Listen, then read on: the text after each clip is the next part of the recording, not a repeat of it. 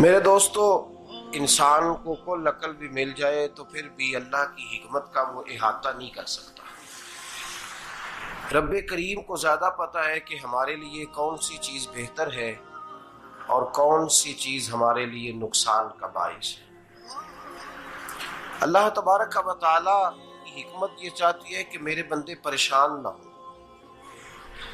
رب یہ چاہتا ہے کہ میرے بندے کسی جگہ پہ بھی دقت اور پریشانی کا شکار نہ ہو۔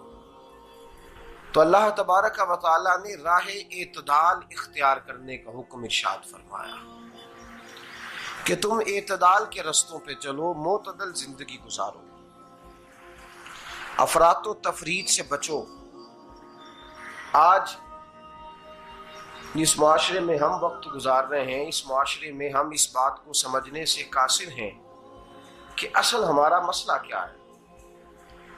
ہمارا اصل جو مسئلہ ہے اس کی شناخت ہمیں کیسے ہوگی اور ہم پھر اس تک رسائی کس انداز میں حاصل کر پائیں۔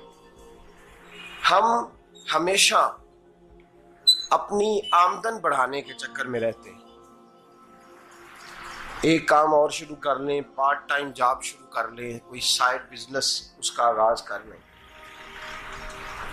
ہماری جو دوڑ لگی ہوئی ہے وہ لگی ہے کام بڑھانے میں، آمدن بڑھانے میں، حالانکہ اسلام ہمیں یہ کہتا ہے کہ تو آمدن بڑھانے کے چکر میں نہ پڑ، اصل بات یہ ہے کہ تو اپنے خرچے کنٹرول کر۔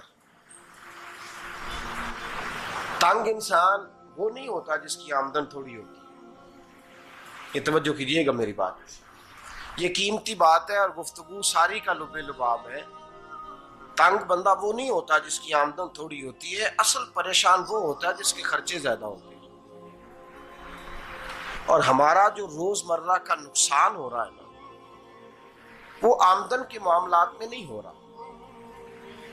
بنیادی نقص جو واقعہ ہو رہا ہے وہ یہ ہے کہ ہمارے اخراجات زیادہ ہیں اور وہ اخراجات کسی اور نے نہیں بڑھائے، وہ خرچے ہم نے خود بڑھا لیے ہیں اور اب ہمیں اس کا نقصان بھگتنا پڑ رہا ہے۔ اور اگر آپ صحیح معنوں میں ٹٹولیں تو جو بہت امیر لوگ ہیں وہ تو ان خرچوں سے بچ گئے۔ میں نے بہت سارے ایسے ختمات میں شرکت کی ہے، میں بہت ساری ایسی جگہوں پہ گیا ہوں کہ جہاں لوگوں نے بڑا مختصر سا ختم دلایا ہے تو ہو گیا ہے ختم۔ ختم کے معاملے میں کب کسی نے پابندی لگائی ہے کہ اس میں 200 آدمی شریک ہوگا تو تب یہ سال ثواب صحیح ہو سکے گا؟ کون کہتا ہے؟ یا شادی کے موقع پر اگر سارے بہن بھائیوں کو نہ بلایا گیا تو میری شادی پایہ تکمیل تک نہیں پہنچے گی، اس میں برکت نہیں ہوگی، یہ کس نے فتویٰ دیا ہے؟ معتدل زندگی کا اسلام حکم دیتا ہے۔ میں پڑھ رہا تھا کہ ایک بہت بڑا صدر ہے، غالباً سوڈان کے صدر کی بات ہو رہی تھی، تو اپنے بیٹے کی بارات لے کے گیا تو 4 لوگ گئے ہیں بارات اور 15 لوگوں کا اس نے اہتمام کیا اپنے گھر میں کھانا کھانے کا۔ تو کیا شادی ہو گئی کہ رک گئی؟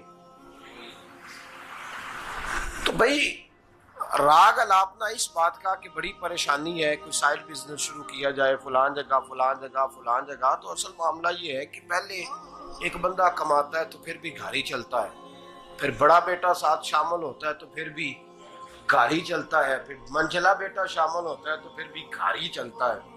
جو رونا دادا جی رویا کرتے تھے کہ بڑی مصیبت ہے، بڑی مشکل ہے، گاؤں میں رہ اکیلے ہوتے تھے اور وہ 5 بچوں کو اور 4 بچیوں کو وہ پالتے تھے، تو جو وہاں پریشانی تھی وہی آج پریشانی شہر میں آ کر پڑھ لکھ کر موٹی تنخواہ لے کر وہی پریشانی ہمیں ہے۔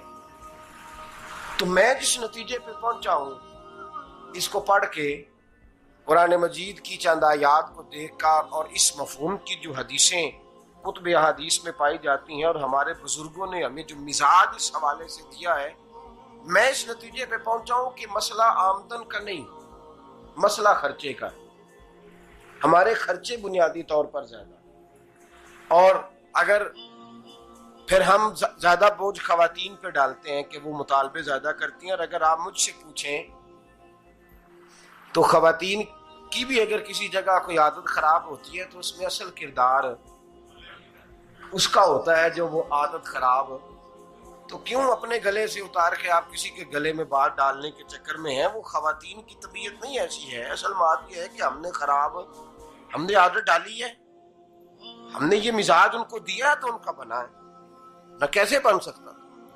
تو اعتدال جب تک زندگی میں نہیں ہوتا، پانی پیاس بجھاتا ہے لیکن ایک گلاس ہی ہو تو پیاس بجھاتا ہے، بالٹی کو منہ کو لگائے گا تو کپڑے بھگو دے گا اس کے.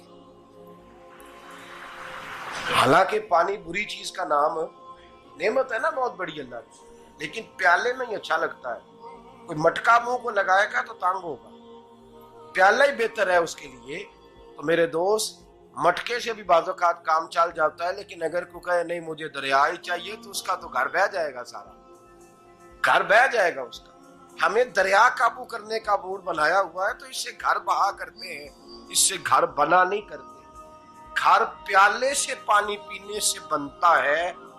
اگر تو دریا پہ قبضہ کرنے کا موڈ بنائے گا تو گھر بنے گا نہیں، گھر بہ جائے گا. آگ نہ ہو تو کھانا پک نہیں سکتا، لیکن ہلکی آنچ سے کھانا پکتا ہے. اور اگر آنچ تیز کر دی جائے تو جی قرینے قیاس بات کر رہا ہوں، میں عقل سے ماورا نہیں کر رہا. قرینے قیاس سمجھانے کے لیے مثالیں دے رہا ہوں. ہلکی آنچ پہ کھانا پک جاتا ہے اور آگ تیز ہو تو کھانا جل جاتا ہے. تو کھانا اتنی دیر کھانے کے قابل رہتا ہے جب تک وہ ہلکی آنچ پہ پکتا ہے. تو جتنی مرضی تو کہتا ہے نہیں میرا گزارے نہیں، آگ تیز ہونی چاہیے، تو میاں جل جائے گا، جل جائے گا. ہوا نہ ملے تو سانس نہیں آتی، ٹھیک ہے؟ آکسیجن نہ ہو تو سانس، ہوا نہ چلے تو گزارا نہیں ہوتا. لیکن اگر تیز جلے نا، اگر تیز چلے تو آندھی اور طوفان بن جائے تو چھتیں گرا دیتی ہے، جانیں لے لیتی ہے. ہم ہیں طوفان کے چکر میں، ہم ہیں دریا کے چکر میں، ہم ہیں بڑے لاؤ کے چکر میں. تو میاں ہلکی آنچ ہی اچھی ہے، یاد رکھ. اور ایک گلاس پانی کا اعتدال سے ملتا رہے تو وہی ملتا رہے، ضرورت کے وقت وہی بہتر ہے. تو پورے دریا پہ قبضہ کرنے کا پروگرام نہ بنا، تانگ ہو جائے گا. اور میرے عزیز یاد رکھ، ہوا سانس لینے کے مطابق ملے تو وہی اچھی ہے، جو سانس بند کرنے پہ آ جائے وہ ہوا اچھی. ہم نے چکر چلا لیا ہے کہ زیادہ پیسہ، راتوں رات پیسہ، لمبا پیسہ، یہ پلاٹ بھی میرا، وہ پلاٹ بھی میرا، گجرا والا بھی، گجرات بھی.